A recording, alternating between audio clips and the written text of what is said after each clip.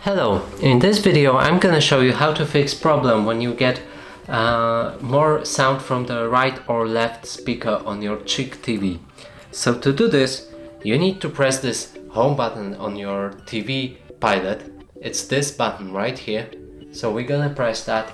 Then in the top right corner of the screen you can see the cog button. Press on that, go to audio and stereo balance, and from here you can change the sound of the TV to go more to the right if it's on the plus and more to the left if it's on the minus, like that.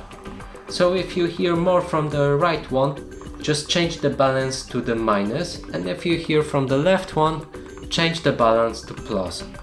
And that's it for this video. Hope you like it. Please consider subscribing to our channel, leave a like and a comment below.